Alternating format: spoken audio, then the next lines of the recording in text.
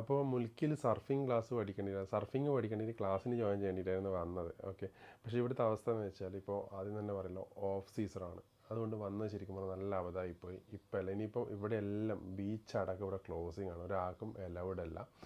അപ്പോൾ അതുകൊണ്ട് ഇവരിനി സ്റ്റാർട്ട് ചെയ്യുന്നത് രണ്ടാമത് സെപ്റ്റംബറിലാണ്.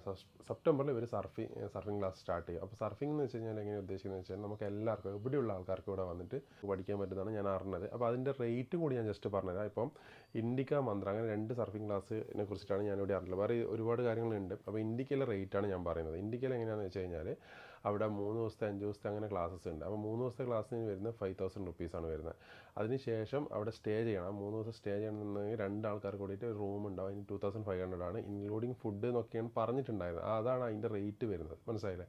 പാക്കേജ് പോലെ ക്യാമ്പ് പോലെ എടുത്തിട്ട് അവർ നമ്മളെ പഠിപ്പിക്കും. ഇനി 3 ദിവസത്തെയാണോ അല്ല 5 ദിവസത്തെയാണോ എത്രയാണോ എന്നുള്ള 5 ദിവസത്തെ ആകുമ്പോൾ ആ 5000 എന്നുള്ള മാറിയിട്ട് 7000 സംതിങ് അങ്ങനെ എന്തോ ആവുന്നുണ്ടെന്ന് റൂമിൻ്റെ എക്സ്ട്രാ പേയ്മെൻറ്റ് വരും. അപ്പോൾ ഇവിടെ മംഗലാപുരത്ത് മംഗലാപുരത്ത് ഏകദേശം ഉടുപ്പി ബസ് കയറി കഴിഞ്ഞിട്ടാകുമ്പോൾ ഒരു മണിക്കൂർ യാത്രയാണുള്ളത്. 50 രൂപേൻ്റെ യാത്രയാണുള്ളത്.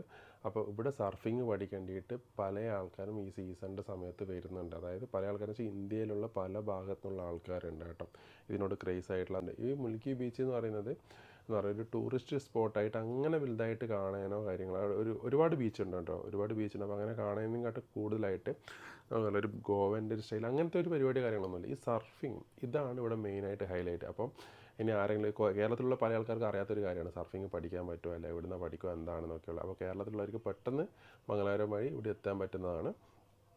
അപ്പോൾ ഇനി വരാൻ ആഗ്രഹിക്കുന്നവർക്കുണ്ടെങ്കിൽ സെപ്റ്റംബർ മാസം മുതൽ നിങ്ങൾക്ക് ഇങ്ങോട്ടേക്ക് വന്നു കഴിഞ്ഞാൽ നെറ്റിലൊക്കെ നോക്കിക്കഴിഞ്ഞാൽ ഒരുപാട് ഇൻസ്റ്റാഗ്രാമിലൊക്കെ നോക്കിക്കഴിഞ്ഞാൽ ഒരുപാട് പേജും ഒരുപാട് സ്കൂൾ ക്ലാസ്സസ് നടത്തുന്ന ഇവരെ ട്രെയിനിങ് കൊടുക്കുന്ന സെൻറ്റേഴ്സ് കാര്യങ്ങളൊക്കെ കാണാൻ പറ്റും.